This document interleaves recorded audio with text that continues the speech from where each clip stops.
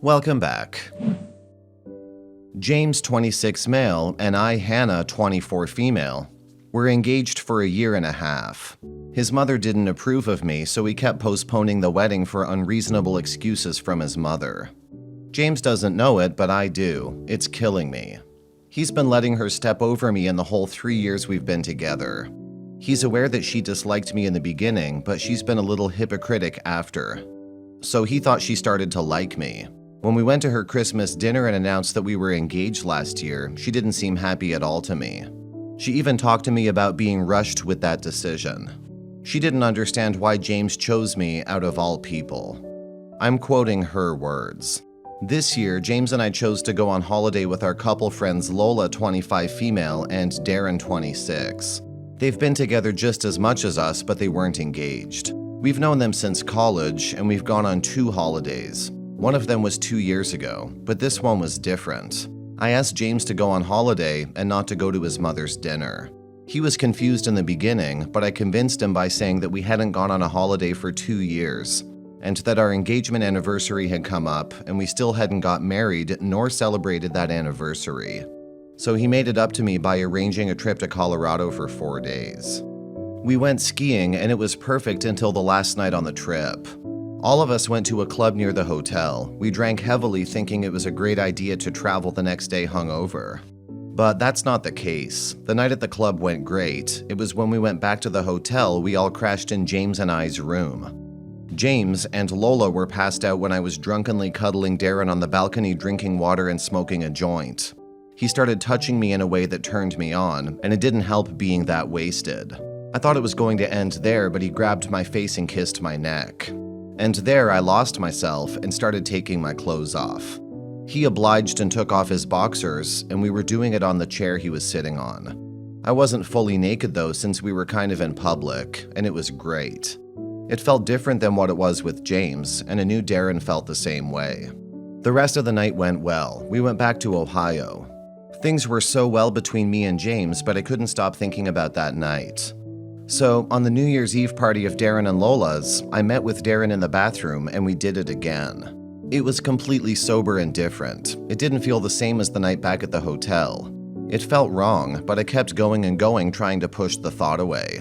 The night went by smoothly until last Friday.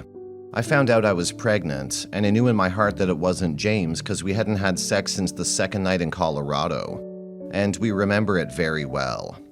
It would never make me pregnant. I've been intending not to have sex with him since I did with Darren in the hotel, and until I did it on New Year's as well. After that, James got cramped with work, so we weren't intimate for a very long time. I called Darren and explained, but he freaked out and he started saying that I shouldn't call him anymore and blocked my number after. I don't know how to tell James. I'm so scared about what he will do, and I don't know what I will do with this child. Edit. James found my pregnancy test. I was panicking and scared, and I didn't know where to hide it or throw it. So I threw it in the outside trash bin, and he saw it when he was taking out the trash tonight. I didn't know what else to tell him. I told him it wasn't mine, and he called me a liar because eventually, no one would step on our private property to throw a pregnancy test. He called it a stupid lie, and he asked whose was it. He knew it wasn't his because he remembered the last time we had sex. He also remembered that he would always be trying with me, and I would say that I was on my period, or I would already be asleep. That was true. I didn't know I was pregnant then. I was late, but I didn't know how late I was. He asked me and I wouldn't answer. He took my phone and checked my call logs. I didn't have time to snatch my phone from him. He had already seen that I had called Darren multiple times, and he dialed it as I snatched it from him. He knew it even before knowing that it went straight to voicemail. He directly asked me if it was his, and I was silent. He took my silence as a no, took his jacket, and immediately stormed off in his car. Update 1. I'm now at my mom's house, 3 months pregnant. I haven't heard from James, not from that night, nor any other night after. For 2 weeks, I was all alone in our apartment, crying myself to sleep, wishing I was dead. It was when my mother randomly called me when I broke down and told her about my infidelity to James and why I was going to be getting an abortion. She told me that she would cut me off if I got an abortion, and that she would help me raise my child, and so I moved in with her the next day. I feel so helpless and lost. I don't know how to raise this child on my own. I received a call from his mother calling me the worst names, telling me that she was right about her gut feeling towards me. She knew I would break her son's heart. She then told me that she was heading to the police station to file a restraining order. And even though I tried to tell her that I was not going to try reaching out, she hung up the call. Update 2. I met someone I barely knew from our bigger friend group called Jake. I told him about my story when he asked about James one time. We were just chatting while sitting on a bench in the park. He said it was wrong of Darren to leave me alone, but it felt like my karma for what I did to James. It made me cry. He said he was being an asshole because I needed someone to snap me back to reality. I don't know why I was letting someone who barely knew me judge me like that, but it was true. I deserved to suffer the consequences, even if it meant sacrificing my personal life to be able to provide for this child.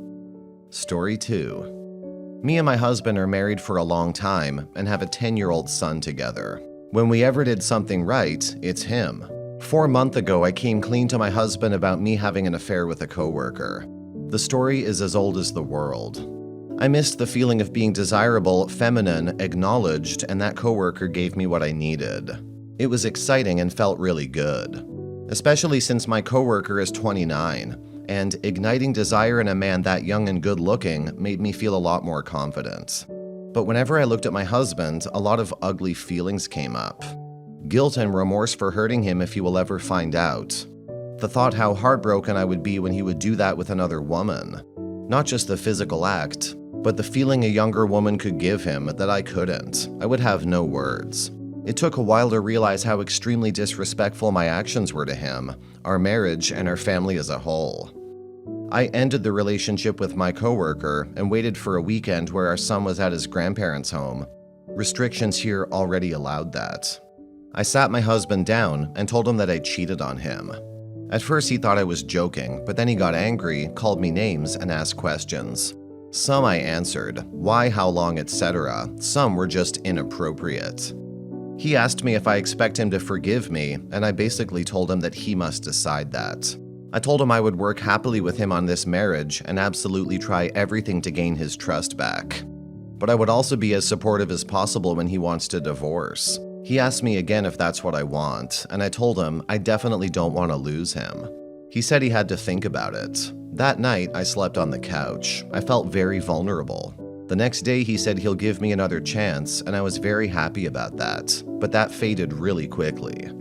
4 months are over since then, and he basically ignores everything. His only demand was that I quit my part-time job because of my coworker, and that I get a new phone and number so my coworker can't contact me anymore. Since then, we only talk about the most necessary stuff. He hardly looks at me or shows affection. Whenever I only touch his arm, he brushes me off. I brought the topic up a few times. He absolutely refused to talk about it. I mentioned therapy. He refused again. I even suggested that he can have a revenge affair because I became already very devastated. But that was a big mistake. He looked at me even more disgusted and said, "I'm not like you." That hurt me, but he's not wrong. When I asked him when we'll begin to work on our marriage or when he'll be ready to talk about the affair, he says he doesn't know and maybe never. I can't blame him for his feelings, but I also think he maybe just wants to stay married because of his work. Very conservative environment, and of course our son. I love him and I never wanted to hurt him. As weird as it may sound, the affair was something I needed. It was not meant against him. But I begin to resent him again, and I don't want to cheat again or live in a loveless marriage. Even when taking our son into account, until he moves out, there will still be 8 to 10 years left. I told him that already, but he always just says, "You really expect me to forgive you after this short amount of time?" I try to tell him this isn't about forgiveness. It's about the first steps of moving forward, but he doesn't understand it. I know, 4 months doesn't sound much, but it's already really tiring. I can only imagine his feelings are much worse after all. I betrayed him deeply, but it can't go on like that forever. I thought about giving him an ultimatum of 2 more months for a decision or I would file for divorce. He would have some free time over Christmas and New Year's Eve, and then January to think about everything. Would that be a mistake? But I clearly don't know what else to do. I don't want to live like strangers until our son moves out, but I also don't want to lose him. Once you chose to cheat, you essentially exited the marriage, and it seems you have no regrets about it. To benefit your husband, consider initiating divorce proceedings. Two stable co-parents are preferable to an unhealthy household for your child's upbringing. Allow your husband the opportunity to find someone who can love and respect him more. He deserves better, and you can explore life without him. Understand that your decision has consequences, and life will never be the same. You've made your choice and must confront the outcomes.